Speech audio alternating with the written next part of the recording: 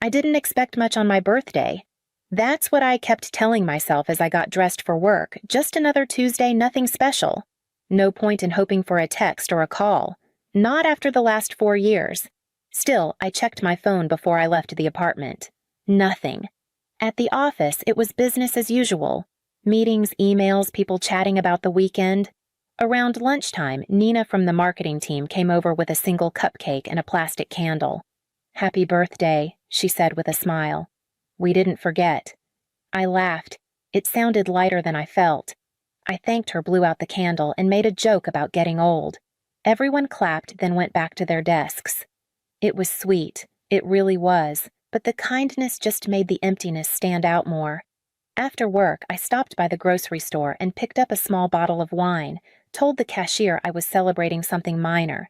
She nodded like she understood and said nothing more.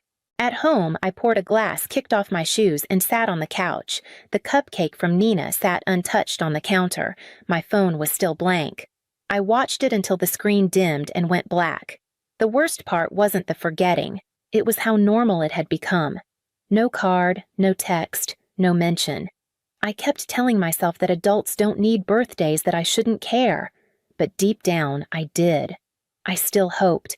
Every single year. When the wine was gone, I brushed my teeth, turned off the lights, and went to bed early. The room was quiet, but my mind wasn't. 2 weeks later, they threw Ivy the kind of birthday party I'd never even dared to imagine for myself. The photos started rolling in 2 weeks later. Ivy's Sweet 16.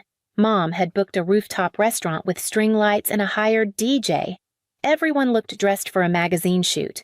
Ivy stood in the center of it all, glowing like the star of a movie I wasn't invited to. I hadn't planned to go. I'd muted the family chat, ignored the flurry of planning texts, and told myself I was done trying to belong. But the night before the party, Ivy called. "Please come," she said. "It wouldn't feel right without you."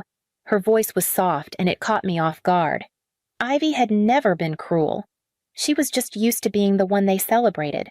She didn't create the gap between us. She was simply handed the better side of it. So I said yes. The venue was stunning. Ivy wore a deep blue dress, hair curled, makeup glowing. My parents floated from guest to guest, proudly retelling stories about her grades, her volunteering, her future. No one asked me how I was doing. I stood near the back, sipping flat soda, smiling when someone looked my way. Then came the speech. Dad tapped his glass. "We're so proud of you, Ivy," he said, his voice catching. "You're kind, brilliant, and full of potential. And to show you just how much we believe in you..." Mom stepped forward, dangling a set of keys from her hand. "It's parked outside, sweetheart." The room went still, then exploded in applause. Ivy covered her mouth, burst into tears, and hugged them both as cameras flashed. People clapped like it was the happiest moment in the world. I clapped too. Quietly, mechanically. She got a car. I didn't get a phone call. On the drive home, I couldn't stop thinking about it. I wasn't angry about the car itself. It was what it stood for. The speech, the effort, the pride, all the things I'd never been given, not even in fragments. That was the night I stopped making excuses for them. The next morning, I couldn't look at my phone without hearing the applause in my head. The echo of their cheers for Ivy felt louder than anything I'd ever been given. I poured coffee I didn't drink, paced around my apartment, tried to distract myself with emails and tasks that didn't matter. I kept replaying things that hadn't bothered me at the time, or that I told myself shouldn't. The way Mom framed Ivy's participation ribbon in the hallway while my perfect GPA barely got a good job. How I'd begged for guitar lessons in middle school and been told money was tight, only to see Ivy come home a week later with custom riding boots. How I'd spent months saving for a refurbished laptop for school while Ivy unwrapped a brand new MacBook on Christmas morning with matching accessories and a bow. Back then, I tried to rationalize it. She's younger. They're learning. They'll do better next time. I told myself that so often it became reflex. But after that party, I couldn't lie to myself anymore. It wasn't about age. It wasn't about learning. It was about who they chose to see and who they didn't. I pulled out a box from the back of my closet. I hadn't opened it since I moved into my apartment. It was full of old receipts, printed emails, tax forms, the stuff I thought I might need someday, but never did. I wasn't sure what I was even looking for. Maybe proof. Maybe closure. Maybe a reason to stop thinking I was overreacting. Near the bottom, I found it. A bank statement in their name. Pages of transactions. Most were ordinary groceries, utilities, gas. But one stood out. Tuition payment. Ridgeview University. $12,780. It wasn't just one. There were 3. All in Ivy's name. All in the past year. I sat there staring at the numbers. I remembered Ivy boasting about getting a full scholarship, about how proud our parents were of her for earning it all on her own. I remembered sitting through that speech at dinner last Thanksgiving when Dad said we didn't have to lift a finger, she made it happen herself. They lied. They lied to everyone. To me. To themselves. To her. And suddenly, it wasn't just about the birthday. It wasn't even about the car. It was about the years of pretending. The careful, quiet calculations that were made in rooms I was never invited into. I stared at the paper until the ink blurred. Then, I folded it, slid it into an envelope, and placed it on my desk. I didn't know what I was going to do with it yet, but I knew who needed to see it. The call came 3 days later. I recognized the number instantly, and for a second I considered letting it go to voicemail. But something in me, it wasn't hope, but something thinner and harder made me answer. "Hi, sweetie," Mom said, her voice light like nothing had happened. "How are you?" I leaned against the kitchen counter. "I'm fine," I said, though my voice had no color. There was a pause, just long enough to feel unnatural. Then she cleared her throat. "Listen, I wanted to talk to you about something. We're trying to figure out how to handle Ivy's car insurance," she said. "It's just until we get through the next few months. Do you think you could help cover it? Just a little." I didn't say anything right away. I stared at the envelope still sitting on my desk, the one with the tuition payments. My free hand tightened around the edge of the counter. "You're serious?" I asked. My voice came out softer than I intended, like it had to squeeze past everything I was holding back. "Come on, Celine. You know how things are. You've always been the responsible one. You've got your own place, your job. We just figured you'd understand." I could feel the anger rising in my throat, slow and thick. "You forgot my birthday. Again. For the 5th year in a row. And now you're calling me to ask for money for Ivy's car." "Oh, don't be dramatic," she said, exasperated. "You know we love you. But Ivy's still starting out. She's only 16. We're just trying to give her the best start we can." I pressed my fingers into my temple. "This isn't about the car," I said. "It's about everything. It's about how you've spent years treating me like I don't exist, like I'm just convenient." "That's not fair," she said quickly. "We've done our best for both of you. You were always the one who didn't need as much." Her words hit like a slap.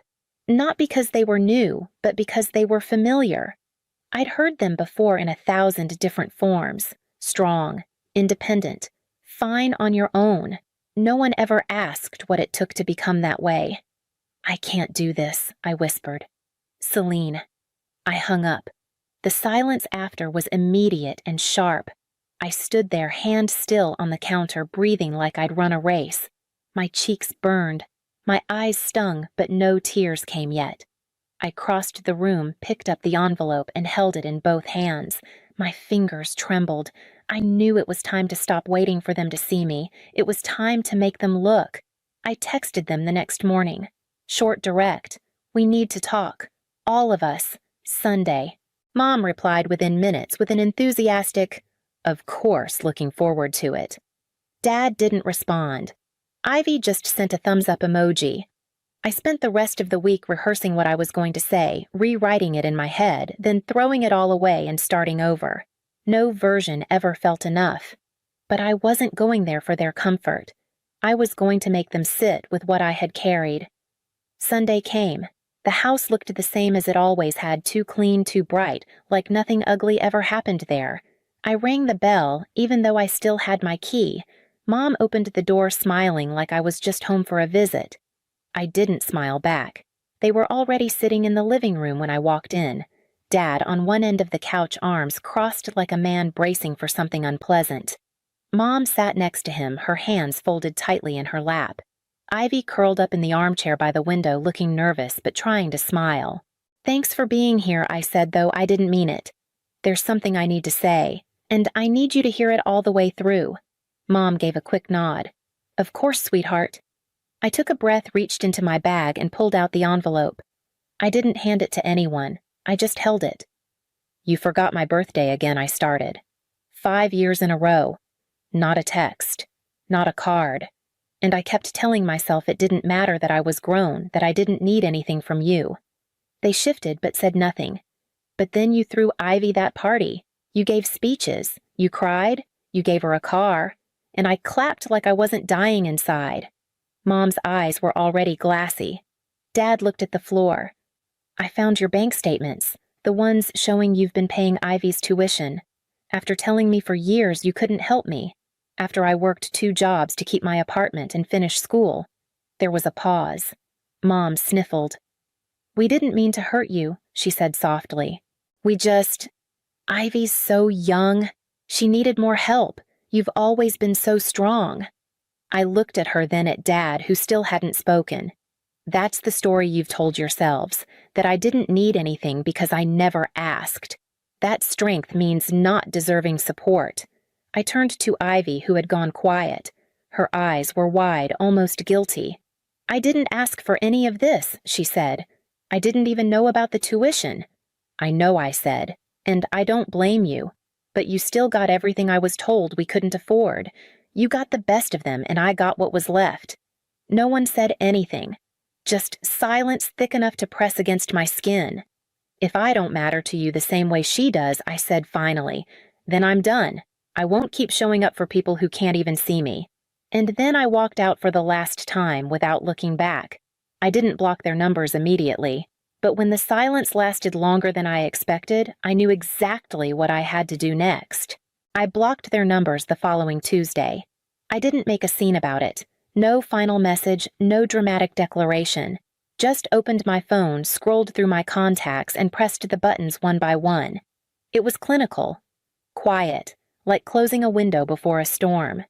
At first, the silence felt like relief. No more waiting for messages that never came. No more pretending to be okay with their casual erasure. I woke up without that tight ache in my chest. I made coffee without scanning my notifications. I felt steady, maybe for the first time in months. I filled my time with things I'd forgotten how to love. I pulled out my old sketch pads, the ones I had stuffed into a drawer after college when work and exhaustion took over. I started hiking again early in the mornings before the trails got crowded. The quiet out there felt different, honest. The wind didn't ask anything of me. I started therapy. I didn't tell anyone. I just went every Thursday at 5 p.m. to a small office that smelled faintly of lavender and old carpet. At first, I didn't know what to say. Then one day I started talking and didn't stop. About the birthdays, the silence, the way being strong became an identity I never wanted. My therapist asked me once, "When did you learn that being loved meant being useful?" I didn't have an answer. A week after the meeting, Ivy texted me from a different number. "They're worried. You're hurting yourself, Celine. This isn't healthy. You don't have to cut us off like this." I stared at the message for a long time. I didn't reply. Ivy meant well, I knew that. She always had. But she hadn't lived the quiet rooms I had. She hadn't sat at birthday dinners that never had a seat for her. She hadn't been the one who made herself small to keep the family comfortable. And she still didn't understand that this time walking away wasn't about punishment. It was about clarity. It wasn't just the silence that was healing me. It was knowing I chose it. Some nights I still felt the old pull, check your phone, see if they called, maybe they finally understand.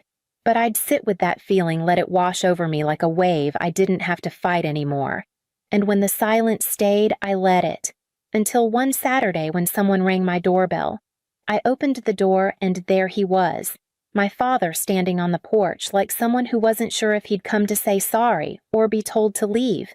He looked smaller than I remembered, older. His hands were shoved into his pockets and he kept his eyes just slightly off mine. "Can I come in?" he asked. I didn't answer, but I stepped aside. He sat on the edge of the couch like it wasn't his place anymore.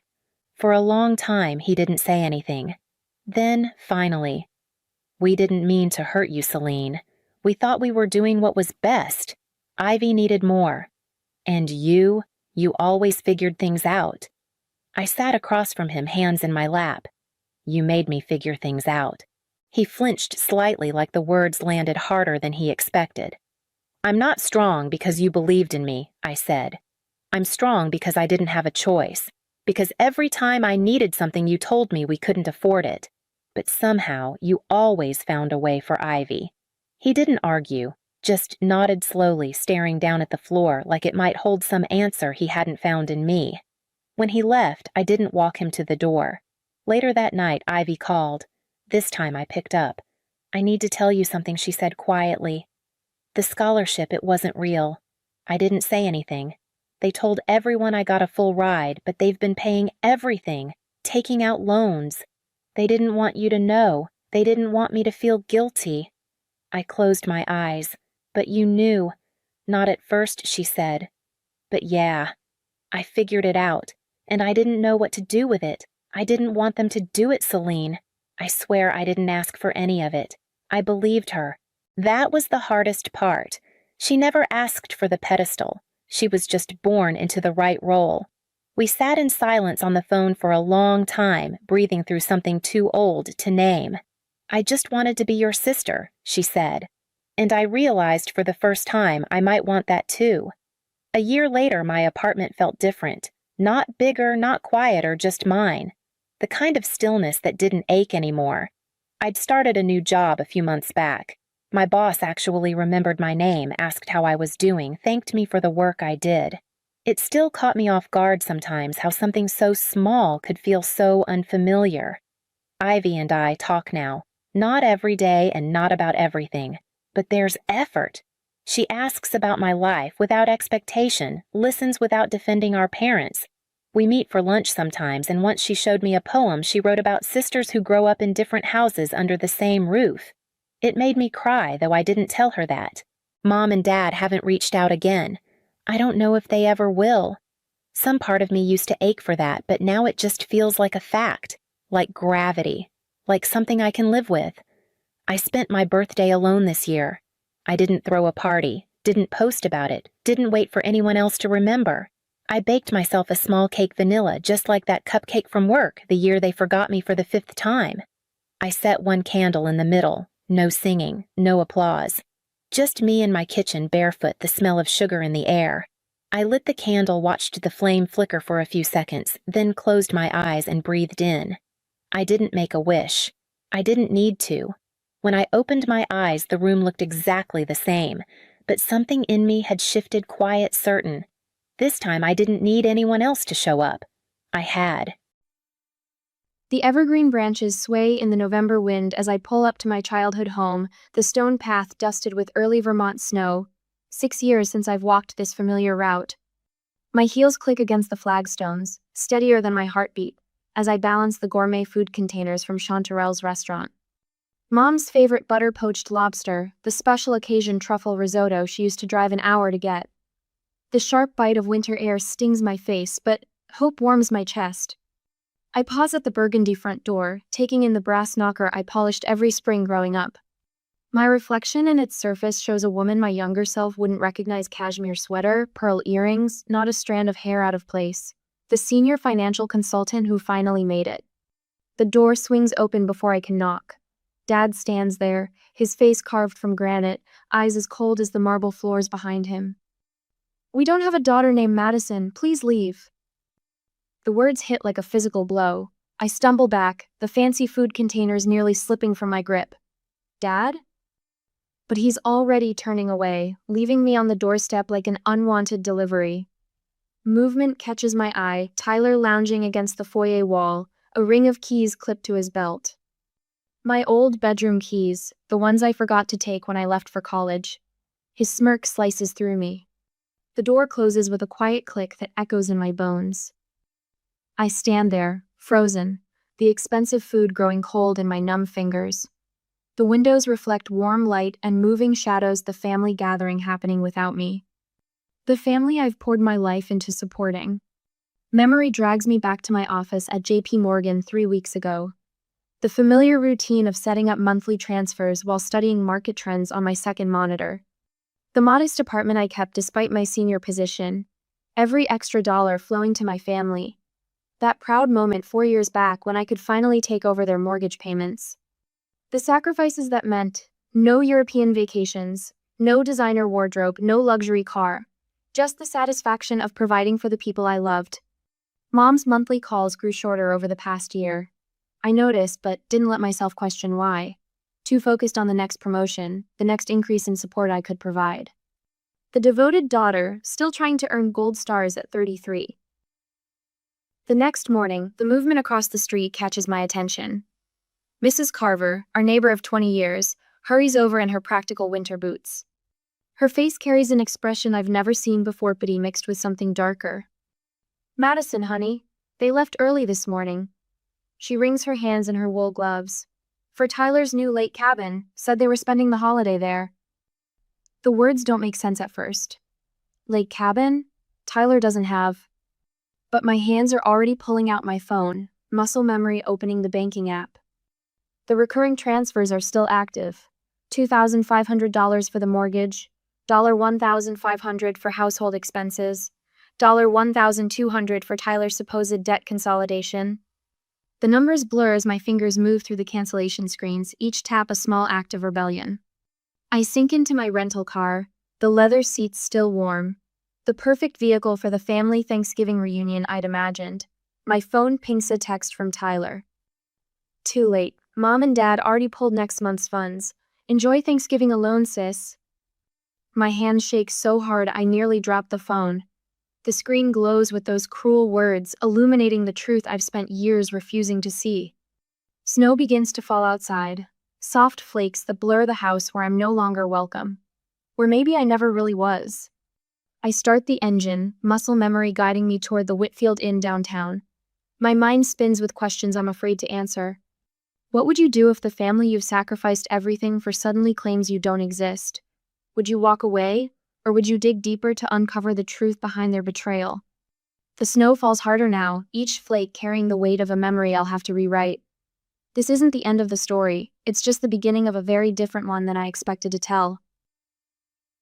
2 hours later, at the company, I am watching the notifications and documents. Numbers tell stories if you know how to listen. 20 years in finance had taught me that much. The screen of my Boston office glows with transaction records, each line an accusation against the people who raised me. A familiar sequence catches my eye, $12,800 at Tiffany's. The same day Mom called to say they couldn't afford their blood pressure medication. My hands clench on the edge of my mahogany desk as I scroll through the joint accounts I'd been added to years ago, just in case something happened to them. Something happened all right. Restaurant charges at places I'd never been allowed to suggest. A Mercedes class purchased outright 3 months ago. And there, buried in a maze of transfers, the lake cabin in Maine that Mrs. Carver mentioned. $600,000 pulled from accounts I'd been filling for years. The corner office grows smaller as each discovery lands like a blow. Wire transfers to offshore accounts, shell companies with familiar addresses. Dad's precise handwriting in the memos, hiding money just like he taught me never to do in his Sunday lessons about honesty. A knock breaks my concentration. Jacob Levinson stands in my doorway, his usual crisp appearance softened by concern. "Madison, you missed the quarterly review. I need your eyes on something."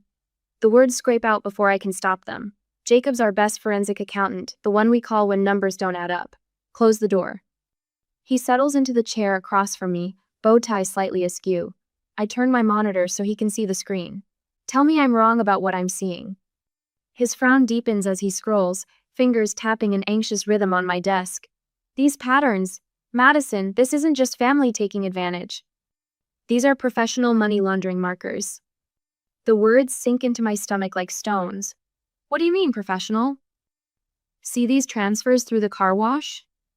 He points to a series of transactions from Tyler's business. Multiple deposits just under reporting thresholds. "And this name here, Anthony Bellucci? He's a silent partner?" I nod, remembering Tyler's casual mention of the investor who'd helped him expand. Bellucci's connected to 3 other operations we've flagged for laundering. This is an amateur hour. Jacob sits back, his expression grave. Madison, how long have you had access to these accounts? The implication hits me. My pristine professional reputation, the trust of my clients, everything I've built could crumble if anyone thought I'd knowingly facilitated this. I need to show you something else. My voice sounds distant as I pull up another file. 3 years ago, my mother told me Grandma's dying wish was for Tyler to inherit everything. Said Grandma wanted to make sure he'd be taken care of since I was doing so well. I open the attachment Mrs. Carver sent this morning. My grandmother's real will fills the screen, her elegant signature at the bottom. The one naming me as sole heir to her $1.8 million estate. They forged a new will. The words taste like ash, their own mother's will. Jacob's intake of breath is sharp. Madison, this goes beyond family drama. This is criminal conspiracy, fraud, money laundering. You need to take this to the FBI. They're my family. The protest sounds hollow even to my ears. No. Jacob's voice is gentle but firm. They're criminals who happen to share your DNA, and they've put you at risk. If any of this comes to light and it looks like you knew. I close my eyes, seeing Tyler's smirk as he jangled my old keys. The casual cruelty of it twists something inside me. You're right. My hands are steady as I start copying files. Bank records, property deeds, the forged will and the real one, Mrs. Carver's security footage showing Dad's Mercedes in my driveway at midnight last week, Mom and Tyler loading boxes into the trunk. I can go with you, Jacob offers. To the FBI. I shake my head. This is my mess, my family. A bitter laugh escapes. Though I guess they made it clear I'm not family anymore. The sun sets behind Boston's skyline as I organize the evidence. Each document is a nail in the coffin of the life I thought I had. The life where I was the dutiful daughter, the supportive sister, the one who sacrificed everything to take care of her family. The next day, the federal building looms ahead as my cab pulls up. Agent Sarah Williams waits in the lobby, her handshake firm and professional. Miss Cole, thank you for coming in. I hand her the flash drive containing every scrap of evidence, every betrayal, every lie. I need you to know, I didn't understand what they were doing, not until yesterday. She nods, but her next words chill me. We'll need to verify that. You understand this will mean a full investigation of your own finances and activities? Yes. The word comes out clear and strong. I have nothing to hide. As I walk out into the gathering dark, my phone buzzes. A text from Tyler. Need another transfer. Mom's medical bills are due. I delete it without responding. The familiar weight of family obligation lifts from my shoulders, replaced by something harder but cleaner, the truth. 2 hours later, the city lights blur as my cab heads home. Would you have the courage to turn in your own family, knowing it might mean destroying the only connections you have left in the world? And what secrets might the FBI investigation uncover that even I don't suspect? The answers wait in the darkness ahead, and for the first time in my life, I'm ready to face them. The following day, after work, the security footage plays in crisp black and white on Mrs. Carver's tablet. My father jimmies the lock of our Vermont home with practiced ease, as if breaking into his own house makes perfect sense. Tyler follows, clutching a metal briefcase. Mother stands lookout, her perfect posture a mockery of the proper woman who taught me to always do the right thing. They spent 4 hours searching, Mrs. Carver whispers. Her living room smells of Earl Grey and butter cookies, comforts that can't soften the blow of watching my family ransack my childhood home. The timestamp reads 3:47 a.m. On screen, Tyler rips through my old bedroom, tossing aside the achievements they once proudly displayed. Academic trophies clatter to the floor. The valedictorian medal from high school spins into a corner. Mother yanks open my closet, pawing through boxes labeled in my neat handwriting. Where are those papers? Father's voice crackles through the tablet speaker. Madison always kept copies of everything. Found something.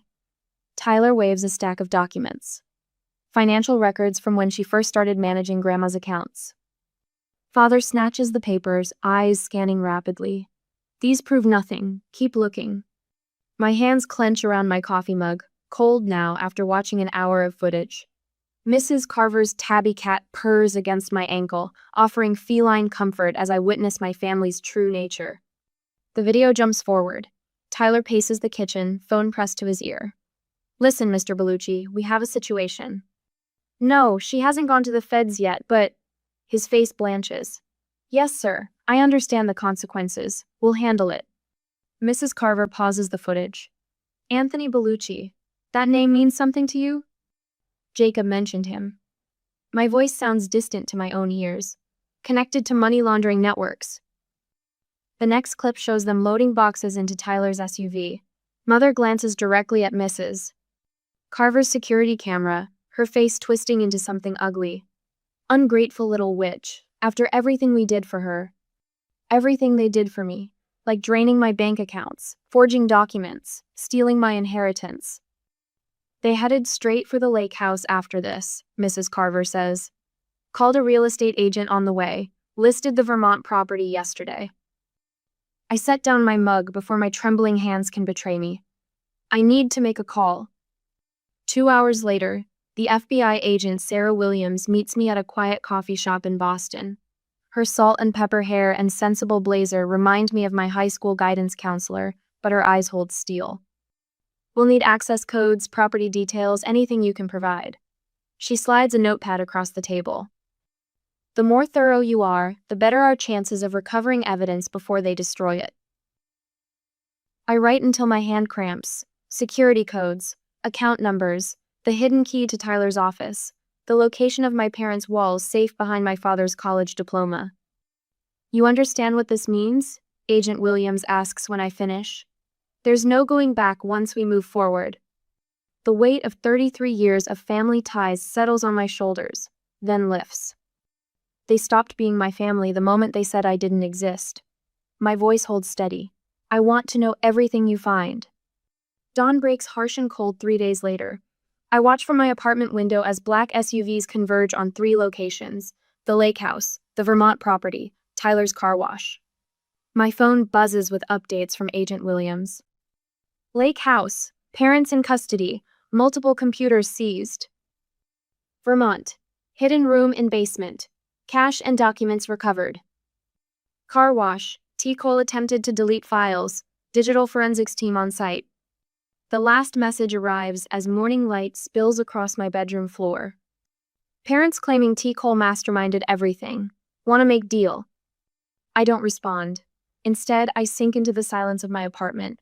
No more monthly transfers to arrange, no more guilt-laden calls from mother, no more of Tyler's endless financial emergencies.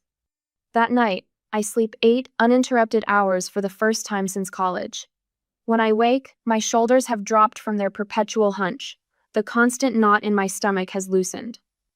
My reflection shows a woman I barely recognize. Same chestnut hair and blue eyes, but something has shifted. The constant need to please, to fix, to save has lifted from my face. I smile. My grandmother's dimple appears on my right cheek. The support arrives in waves days and weeks later. Jacob brings lunch to my office, his usual professional demeanor softening to genuine concern. Mrs. Carver calls daily with updates from Vermont and stories about my grandmother I never knew. Colleagues stop by my desk with quiet words of admiration for my courage. Agent Williams keeps me informed. The evidence forms a staggering picture. Years of laundered money through Tyler's car wash, forged documents bearing my signature, international wire transfers. Safe deposit boxes filled with cash. The headlines break on a Tuesday. Prominent Vermont family arrested in multi-million-dollar fraud scheme. Financial consultant uncovers family's criminal enterprise. Local businessman linked to organized crime through car wash chain. Mother's lawyer calls first. Your mother is heartbroken. She wants to explain everything. Then father's attorney. Your father recognizes his mistakes. He hopes you'll consider. Tyler's representative arrives at my office unannounced. Your brother faces serious time. A statement from you about his character could make a difference. I let each call, each plea, each manipulation roll past me. The final message comes from Tyler himself, routed through his lawyer. Come on, Maddie, we're still family. Don't do this to us. I delete it without responding. They made their choice on that snowy doorstep when they claimed I didn't exist. Now they can learn to live with the consequences of their truth. 4 months later, the spring sun streaks through floor-to-ceiling windows of my Boston high-rise, casting long shadows across stacks of moving boxes. Each one labeled in my precise handwriting, a roadmap to my new life. I fold the last cashmere sweater, the one I bought to impress my mother at Christmas 3 years ago, and place it in the donation pile. My fingers linger on the soft fabric before letting go. The realtor's check sits on my granite countertop, next to the brass key to my new Portland flat. Simple. Modest. Mine. No more mortgage payments padding my parents' secret accounts. No more emergency transfers for Tyler's manufactured crisis. Just the quiet freedom of knowing every dollar I earn belongs to me. Mrs. Carver's care package arrived yesterday. A handmade keychain, woven from leather strips, each strand dyed in autumn colors. For your fresh start, her note read. Some doors are meant to close so better ones can open. I thread my new house key onto it, the metal catching morning light. The weight feels different from my old keyring, lighter somehow. A knock at the door breaks my reverie. Miss Cole? The moving crew leader stands in pressed khakis, clipboard in hand. We're ready when you are. I surveyed the apartment one last time. The modern furniture that screamed success but never comfort. The pristine kitchen where I heated endless takeout meals between client meetings. The master bathroom mirror where I practiced my composed smile every morning. Take it all, I tell him, gesturing to the tagged furniture. The women's shelter can use it more than I can. He nods, no judgment in his eyes, just efficiency.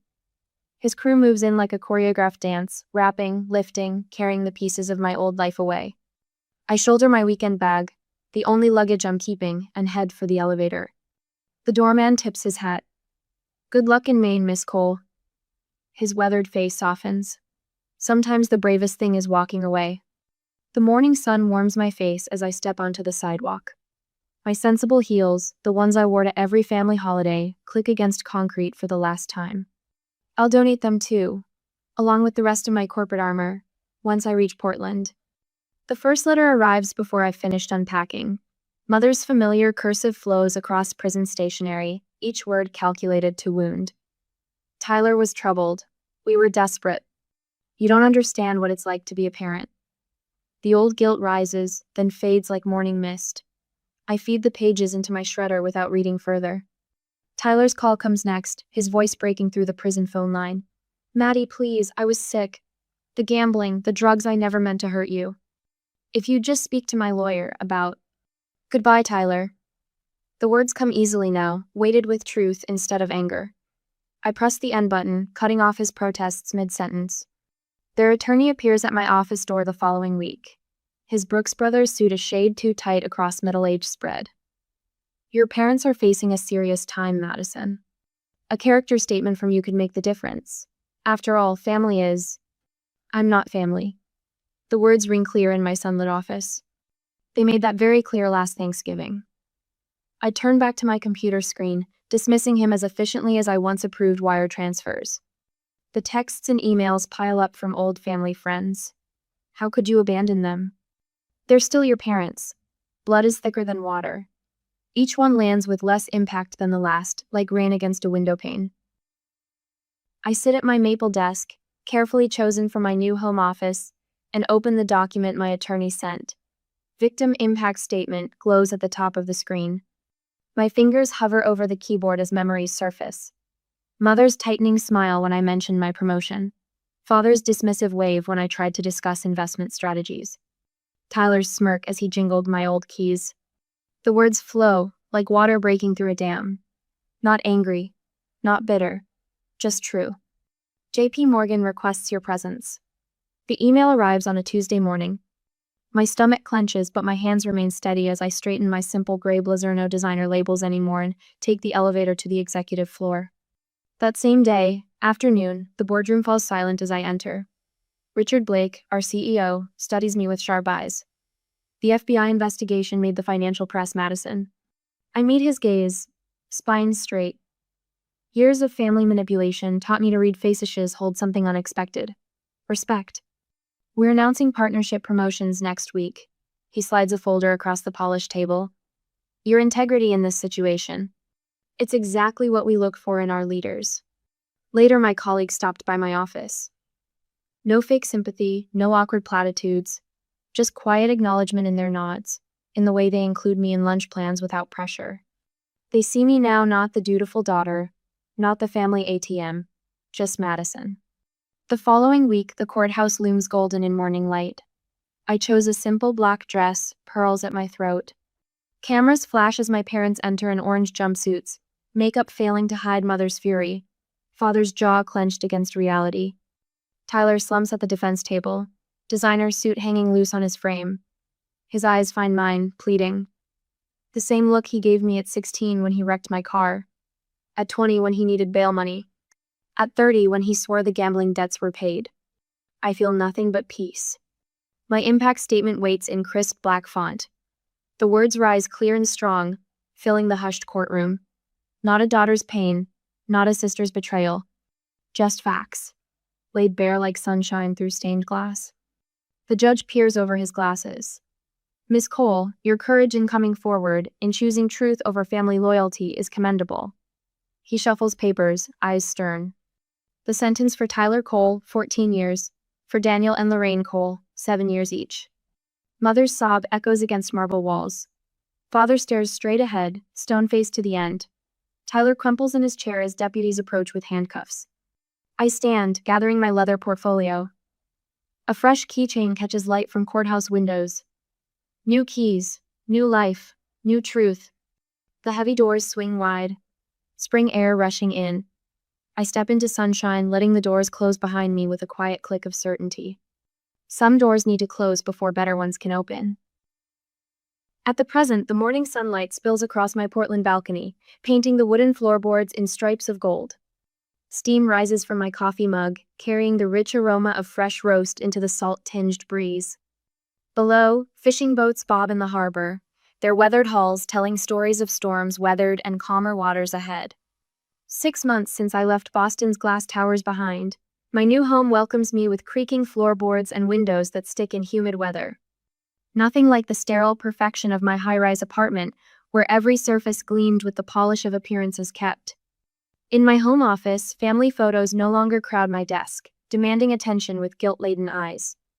Instead, a painting of Vermont wildflowers brightens the wall, commissioned from a local artist who captured their untamed beauty. My degrees hang beside it, not as symbols of status, but as milestones of personal achievement. The mirror in my entryway reflects a woman I'm starting to recognize. Shoulders relaxed, spine straight without strain. The constant furrow between my brows has smoothed away, replaced by laugh lines I never knew I could have. Miss Harlow? My attorney's voice carries through the phone speaker. The paperwork from your grandmother's estate is ready for review. The name still feels fresh on my tongue. Madison Harlow. I chose it last month, trading Cole for my grandmother's maiden name, a reclamation rather than an escape. At the law office 2 hours later, cardboard boxes line the conference room wall. Inside, pieces of my grandmother's life wait to be rediscovered. Her handwriting flows across the pages of her true will, each loop and curve a message she tried to send me years ago. She left detailed instructions. Sandra Reynolds, the estate attorney, explains. She passes me a sealed envelope, cream-colored paper soft with age. This was meant for your 30th birthday. My hands tremble as I break the seal. The letter inside smells faintly of the rosewater perfume Grandma Elizabeth always wore. My dearest Madison, if you're reading this, I've left this world behind, but I've watched you grow into a woman of remarkable strength, even if you don't see it yet. This inheritance isn't just about money, it's about freedom. The freedom I always wanted for you. Don't let anyone dim your light, sweet girl, not even family, especially not family. Oh, my love. Grandma Elizabeth. The words blur through my tears, but these aren't the tight, burning drops I used to force back during family dinners. These fall freely, witnessed by no one who would use them against me. That afternoon, I meet Dr. Patricia Walsh for my weekly session. Her office overlooks the harbor, whitecaps dancing under the autumn sun. How are you feeling about the estate settlement, she asks, her tone warm but neutral. Lighter. I sink into the leather armchair, letting my guard drop. But also angry. They knew about her letter. They knew everything she wanted from me, and they buried it. That anger is valid, Madison. You're mourning two losses: the grandmother you had and the relationship you could have had if they hadn't interfered.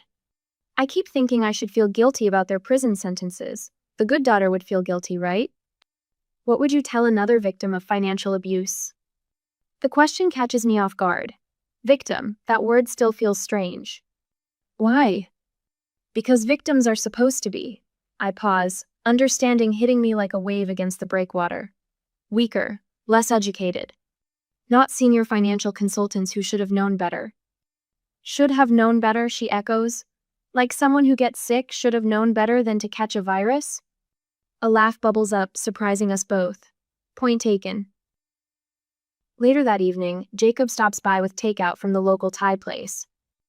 Our weekly dinner tradition started as professional courtesy, morphed into friendship, and now feels like family, the kind built on choice rather than obligation.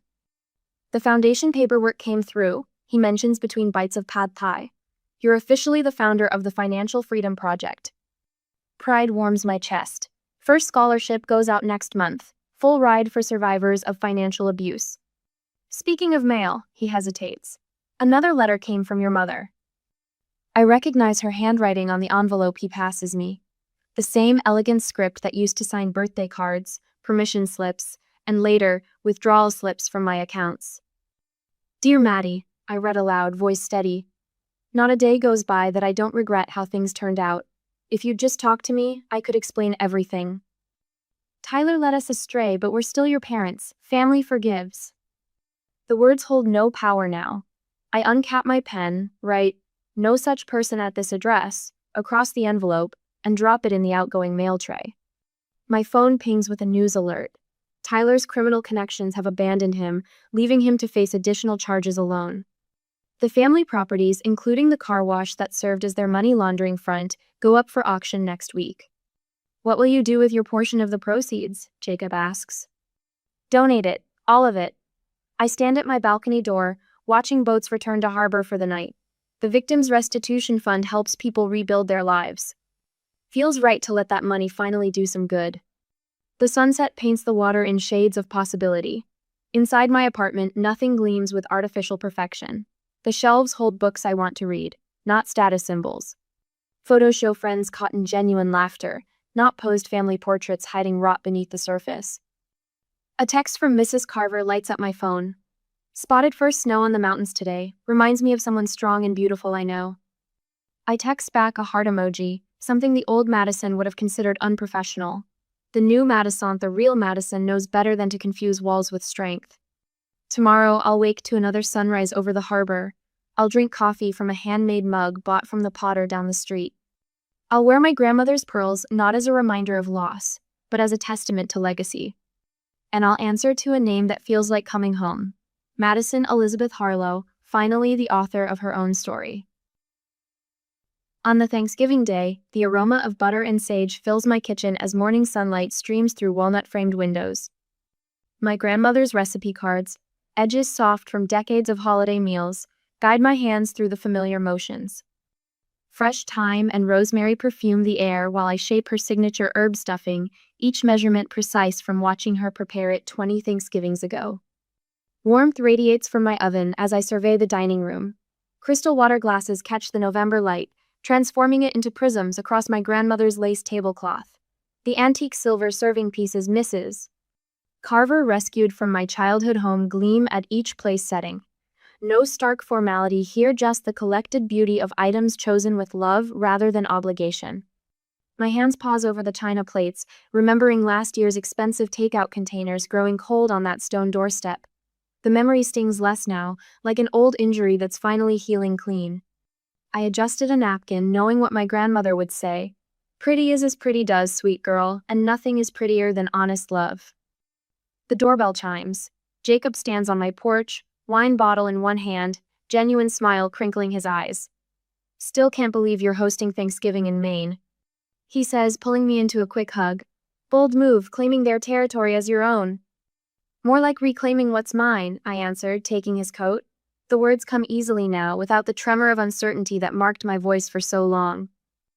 Mrs. Carver arrives next, her silver hair gleaming, practical boots dusted with Vermont snow, She carries a familiar leather album under one arm. Found this when I was cleaning my attic. She says, but the timing is too perfect to be coincidence. Thought you might want these memories back.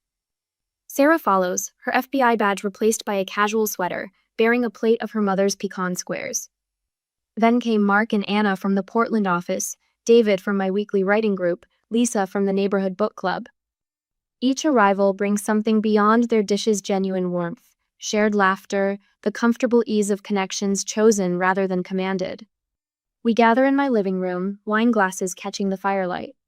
So different from the sterile perfection of my parents' formal gatherings, where every word carried hidden barbs, every gesture concealed calculation. Here, Anna's infectious laugh rings out at Jacob's terrible pun. Mrs. Carver shares embarrassing stories of my childhood backyard adventures. Sarah and David debate the merits of various mystery authors with playful intensity. Before we eat, I say, lifting my glass, I'd like to start a new tradition. Would each of you share something you're grateful for? The words could sound forced, trite even, but the faces around me soften with understanding. I'm grateful for second chances, Jacob begins, his accountant's precision giving way to simple truth, and for colleagues who become family. Mrs. Carver's eyes mist as she holds up the photo album. I'm grateful for the little girl who used to help me plant tulips, and the strong woman she became. One by one, they share pieces of themselves, these people who know my story but love me for who I am now, not what I can give them. My phone buzzes briefly a text from Agent Williams about Tyler's failed manipulation attempts at his parole hearing. I silence it without reading further. Those desperate games hold no power here. The oven timer chimes. Time to eat, I announce, leading them to the table. Candlelight dances across faces bright with conversation. My grandmother's stuffing passes from hand to hand, its aroma mixing with stories and laughter. Madison, Sarah asks, accepting the gravy boat, how's the foundation coming along? Didn't you just award your first scholarship? Pride warms my chest as I describe Emma, the brilliant young woman we're helping escape financial abuse. She starts at Wharton next fall. And she's already talking about paying it forward when she graduates. Speaking of paying it forward, Jacob adds with a knowing smile, I saw you having coffee with that bookstore owner again, the one who hosts the financial literacy workshops? Heat rises in my cheeks. Thomas and I are just colleagues, but the memory of his quiet intelligence, the way he listens like every word matters, brings an unbidden smile. Sure you are, Mrs. Carver says, reaching for my hand. Just like your grandmother and grandfather were just colleagues when they started the library board together. Laughter ripples around the table, honest and free. My gaze travels over these faces me chosen family, each one a gift I never expected to receive. The crystal glasses sparkle, the silver gleams, but the real beauty isn't in any object. It's in the strength of connections built on truth instead of obligation, love instead of fear. I serve pie as evening shadows lengthen, perfectly content at this moment. No gnawing worry about the next demand, no mental calculations of what I owe. Just the simple joy of sharing food with people who choose to be here, who see me clearly and love me anyway. This is what family really means. Not the desperate grip of those who would drain you dry, but the open hands of those who help you grow. Sometimes the bravest thing isn't holding on, it's letting go, creating space for something real to flourish in the light of truth.